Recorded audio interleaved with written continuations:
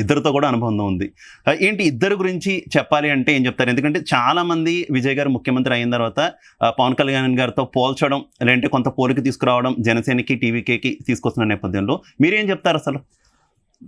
తమిళనాడులో మనం చూస్తే గ్రాఫ్ రెండే పార్టీలు అండి ఫస్ట్ నుంచి. Okay. DMK or AIADMK.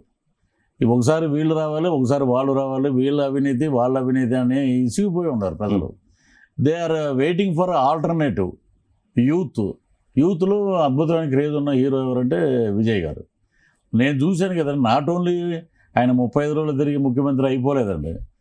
So 15 సంవత్సరాల నుంచి నేను బీస్ట్ సినిమా అప్పుడు చూశాను నేను. ఓకే.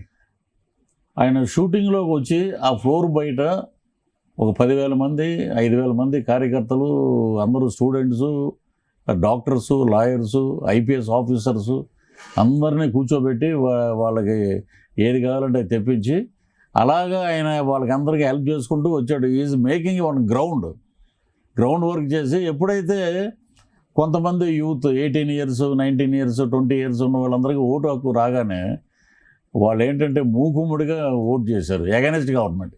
ఎప్పుడైనా మనం చూస్తే 90% 89% వెళ్ళిందంటే they are changing the government అని. సో అక్కడ విజయ్ గారిది ఒక హవా.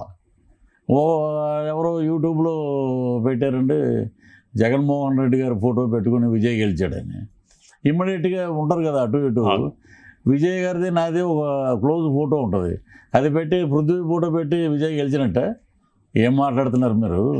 ఆయనకి ఏంటంటే ఒక ఫాలోయింగ్ ఉంది, ఆ ఫాలోయింగ్ని మలుచుకున్నాడు.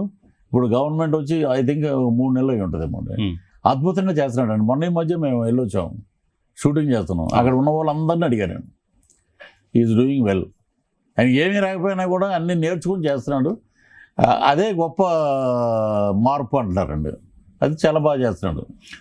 పృథ్వీ గారు, మీరు ఇందాక నేను ప్రస్తావించినట్టే ఇతర పార్టీలో, వేరే పార్టీలో ఉన్నప్పుడు మీరు జనసేనని కొంత విమర్శించారు, విధానాల పరంగా విమర్శించినటువంటి పరిస్థితి, పవన్ కళ్యాణ్ గారిని విమర్శించినటువంటి పరిస్థితి. కానీ ఆ సిచ్యువేషన్ వచ్చిన తర్వాత మీరు ఎప్పుడైతే మళ్ళీ జనసేనలో జాయిన్ అయ్యారో, ఆ తర్వాత కేవలం సినిమా అవకాశాలు తగ్గిపోయాయి కాబట్టి పృథ్వీ గారు ఇలా జాయిన్ అయ్యారు. కేవలం మీ మీదనే కాదు, మెగా ఫ్యామిలీకి ఎవరైనా వ్యతిరేకంగా ఉంటే చిత్రసీమలో వారికి ఆఫర్లు ఉండవు, అవకాశాలు తగ్గిపోతాయి అనేటటువంటి ఒక విమర్శ ఎక్కువగా వాళ్ళ మీద ఉంది. నిజమా? అసలు పార్టీ పరంగా మీరు అన్నట్టు సిద్ధాంతాల పరంగా మాట్లాడాం, కానీ అప్పుడు వ్యక్తిగత విమర్శలు చేయలేదు.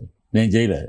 ఇప్పుడు కొంతమంది లిస్టు తీసుకుంటే చాలా దారుణంగా మాట్లాడారు మెగా ఫ్యామిలీ గురించి.